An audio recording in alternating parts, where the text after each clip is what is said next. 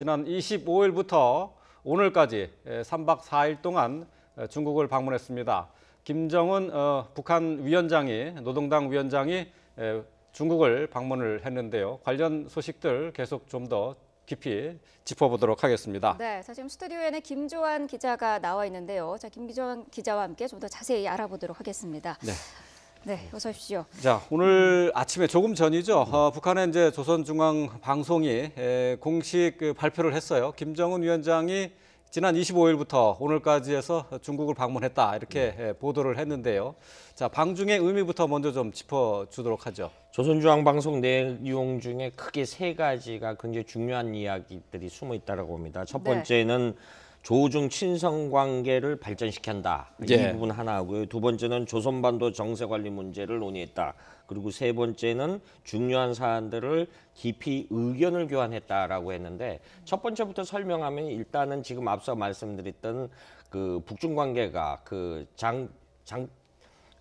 고모부 장성택 처형 이전으로 굉장히 동지적 관계로 복원됐다 이렇게 설명할 수 있고요. 그리고 한반도 정세 관련해서는 남북 정상회담이라든가 북미 정상회담을 앞두고 우리가 그러니까 북한의 입장에서 볼 땐 중국이 후경국으로서의 그 뒤에 이른바 후견 세력이 돼줄 테니까 얼마든지 회담에 나가서 임해라. 그러니까 쉽게 말해서 김정은 입장에서는 나는 외롭지 않다. 나는 굉장히 쉽게 말해서 요즘은 뒷백이 있다. 이걸 과시했다는 측면이고요. 세 번째는 굉장히 의미부여가 있는데 한반도 정세가 굉장히 급변을 해서 어떤 절차적 문제에 있어서 이 최후의 경우에 중국이 북한을 버리지를 않는다. 역시 중국 역시 북한을 버리지 않는다. 그런데 또 다른 측면은 2013년 시진핑 주석이 처음 국가주석이 됐을 때부터 굉장히 김정은 위원장을 싫어했어요. 왜냐하면은 시진핑 주석 입장에서 뭐 중요한 행사를 하면 핵실험을 한다거나 미사일 도발을 한다거나 굉장히 큰일을 했는데 이걸 다 묻어뒀다라는 거죠. 그리고 어떤 북중 관계는 혈맹 관계고 동지적 관계다. 또 다른 입장은 마지막에 그 김정은 위원장이 시진핑 주석을 평양으로 초청을 했는데 흔쾌히 수락했다라는 부분이 있습니다. 이건 역시 간과할 수 없는 부분인데요. 왜냐하면 1990년대 후반에 북한이 고난의 행군 이후에 굉장히 힘들었던 시기가 있습니다. 그때 시진핑 주석이 국가 부주석 자격으로 평양을 몇 차례 방문한 적이 있고요.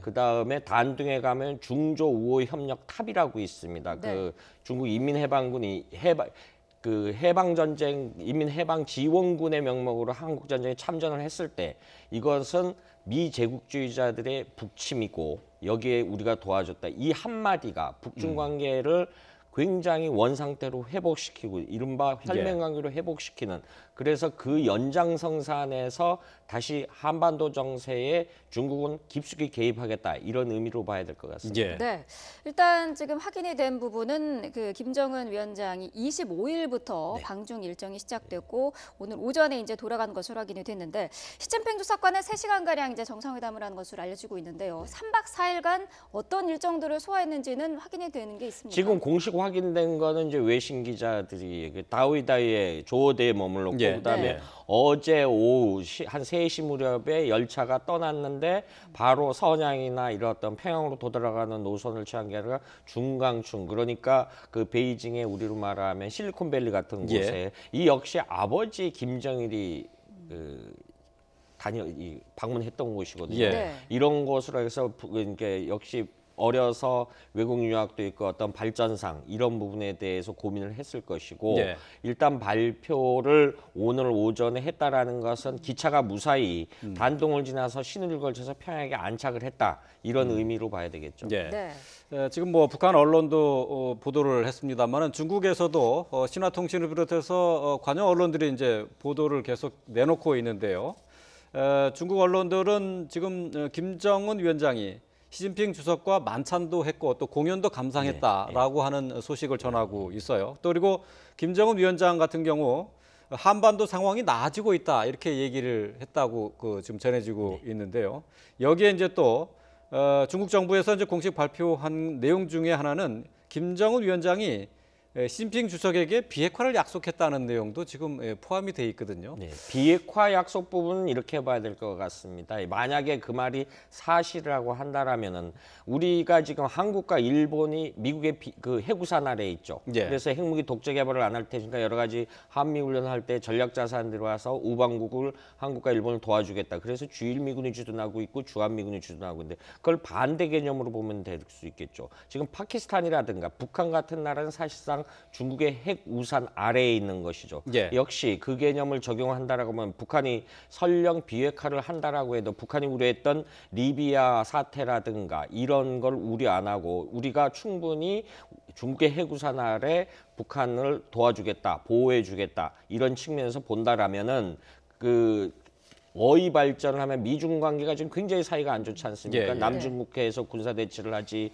그 무역 전쟁을 하고 있죠. 여러 분야에서 미중 관계가 안 좋은데 사실 민중 관계가 안 좋으면 중국은 북한을 이렇게 껴안는 경향이 있어요. 과거에 항상 예. 껴안습니다. 예. 이 국제사회의 어떤 규범을 무시하고 서로도 껴안고 안으려는 속성이 있는데 그 패턴이 지금도 나타나고 있다. 다시 말해서 이런 정세가 굉장히 미중 갈등이 오래 간다라고 하면은 역설적으로 비핵화를 전제 조건으로 해서 중국의 해외 기지를 북한 내에도 설치할 수 있겠다. 군사 기지를 말하는 예, 거죠. 예. 그러면 중국 인민해방군이 북한에 주둔하는 그런 상황까지 올 수 있죠. 그 근거 중에 하나는 지금 중국이 재작년부터 아프리카 지부티에 해외 중국 인민해방군을 주둔시키고 있죠.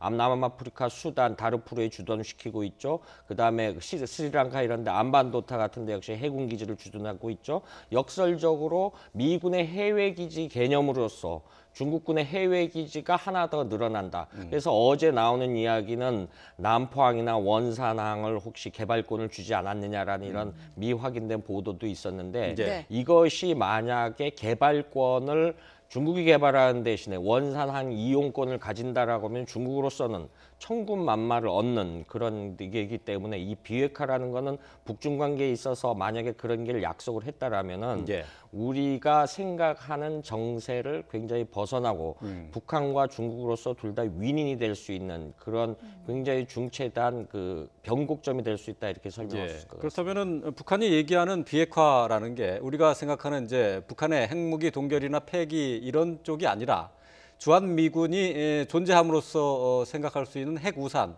이것까지도 생각하는 비핵화라는 그런 얘기가 되겠네요. 그렇죠. 그 정의용 그 특사가 이야기했지 않습니까? 체제가 보장되는 한 조건부 비핵화죠. 그런데 체제가 보장되기 위해서는 1년이 걸릴 수 있고 2년이 걸릴 수 있고 10년이 걸릴 수 있습니다. 왜 이 말씀을 드리냐면은 이라는 핵실험을 단 한 번도 하진 않았는데 예. 2015년도 이른바 P5 플러스 1 그 이란 핵협상이 타결할 때까지 무려 15년이 걸렸습니다. 지금 비핵화를 한다라고 선언을 했는데 절차적 문제를 따진다고 할 때 이것이 이란식 핵협상이 된다라면 10년이 걸릴지 20년이 걸릴지 누구도 장담을 못합니다. 예. 과거에 지금 존 볼턴이 국가안보 보좌관으로 다음 달 9일 임명이 된다라고 하지 않습니까? 그 사람이 주창했다라는 리비아식 핵협상도 무려 3년이 걸렸습니다. 우리처럼 이것이 뭐 굉장히 1, 2개월 안에 해결될 수 있는 부분이 아니거든요. 하물며 북한은 핵실험을 6번 이상 했습니다. 그러니까 핵시설 기지들이 어디 있는지 동결을 선언한다라고 해도 동결 이전에 사찰을 해야 됩니다. 일일이 IAEA가 들어가서 굉장히 전폭적으로 북한이 협력을 한다 그래도 이건 역시 수년이 걸립니다. 예. 그렇기 때문에 북한의 비핵화 선언은 그 북한으로서는 전혀 불리한 카드가 아니다. 그런 자신감을 하기 위해서 중국을 방문했고 중국 역시 지금 앞서 말씀드렸던 차이나 패싱 이런 부분에 있기 때문에 양국 간의 그 굉장히 상호 이해관계가 맞아 떨어졌다. 그래서 이번에 김정은 위원장의 방중이 전격적으로 이루어졌다 이렇게 볼 수 있는 거죠. 예. 네. 어쨌든 이번에 북중 정상 간의 만남이 향후 있을 북한과 미국의 정상회담에도 상당한 영향을 미치지 않겠습니까? 그렇죠. 사실상 이 양자회담이 아니라 사실상 삼자회담이 가능성이 있죠. 물론 중국은 그 북미 간 대화에 있어서 테이블에 안 나가지만 사실은 모든 의견 조율을 미국이 꺼내는 어떤 의제든가 해법 이거를 중국과 해결할 가능성이 굉장히 크죠. 또 네. 하나 우려스러운 건 역시 중국은 한반도 문제에 있어서 북한과 한국을 동일선상에 놓고 본다. 이렇게 봐야 될 것 같습니다. 왜냐하면은 사실 양재쯔 외교 담당 국무위원이 21일 날 방한하기로 돼 있었어요. 예. 그런데 근데 느닷없이 28일로 연기하겠다라고 했습니다. 그런데 그 사이에 이런 엄청난 중차대한 정책 이벤트가 있었던 것이죠. 네. 이 부분에 대해서 뭐 28일 남아서 설명을 할 수가 있겠죠. 그런데 역시 중국에 있어서는 뭐 한중 관계가 전략적 동반자 관계 해도 어떤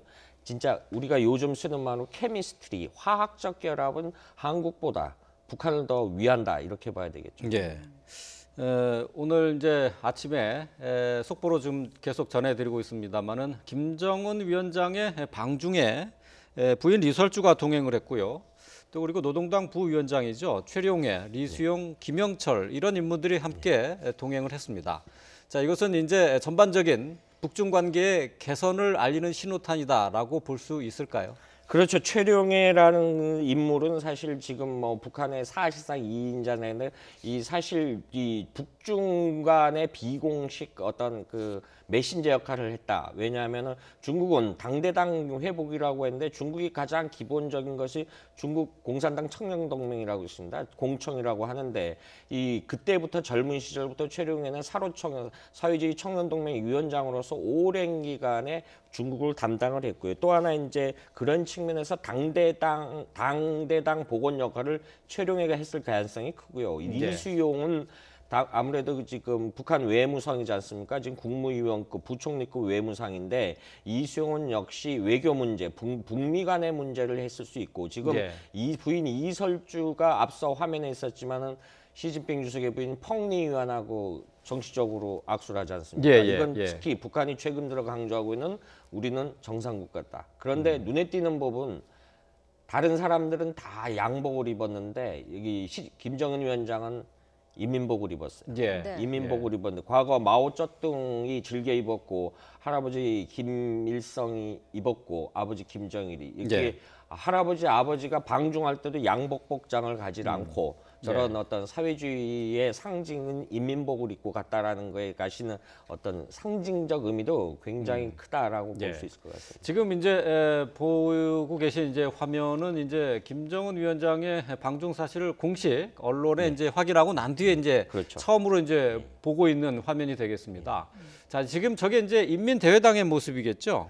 그렇죠. 인민대당이 이제 엊그저께 사실 이제 그저께 밤에 일본 언론 통해서 녹색 열차가 1호 열차가 베이징에 나타났고 그 확인이 안 된 굉장히 큰 고위급 인사가 호위 그 교통 통자의 인민대당으로 갔다. 그래서 김정은이 아니겠느냐 이렇게 추론을 했는데 사실상 그 서방 국가들의 어떤 다른 나라들의 최고위급 인사가 그 중국을 방문했을 때는 중국의 공식 입장의 의전을 인민대당에서 한다라고 합니다. 그리고 이 어떤 사실은 그 시진핑 주석의 집무실은 따로 있거든요. 따로 있는데 저기서 맞았다라는 것은 국가 대 국가. 그 이른바 시진핑 정부 들어서서 정상국가론을 많이 얘기를 했는데 이거는 그 다른 측면으로 모습을 보여줬다라고 하는 것이 지금 그 일단은 중국은 강대국이지만은 크지만고 북한인 소지만은 그래도 크고 덩치가 크고 덩치가 작은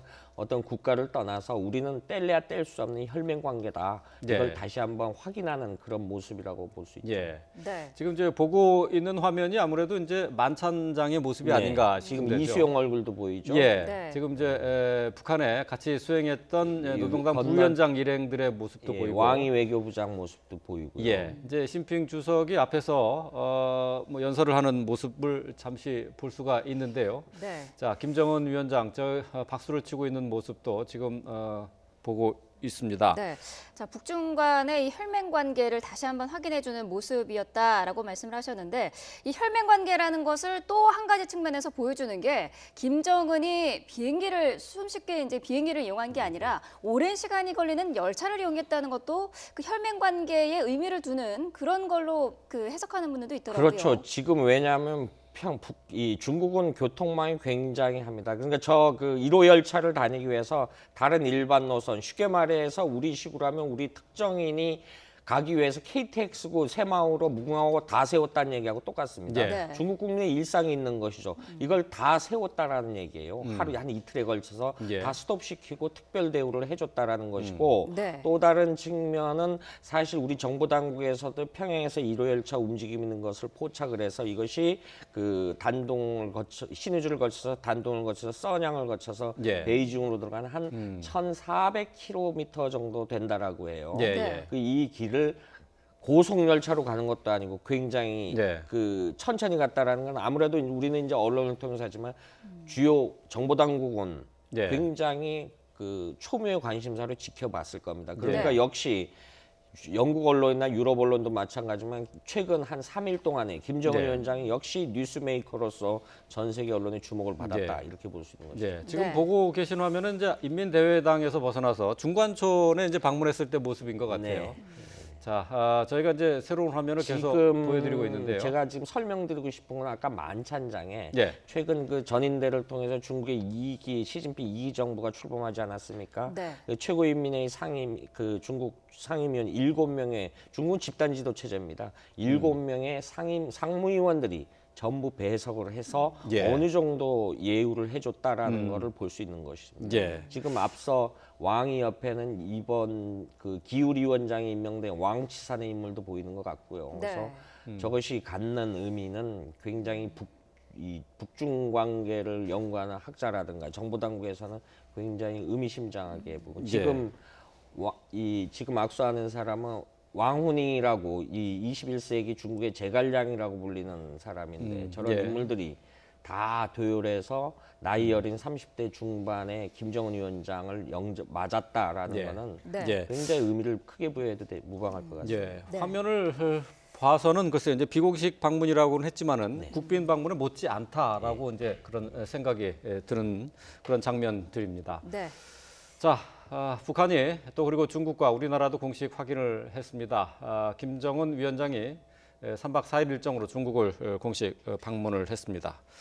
자, 관련된 내용들 함께 살펴봤습니다. 김주환 외교안보 전문 기자였습니다. 고맙습니다. 맞습니다.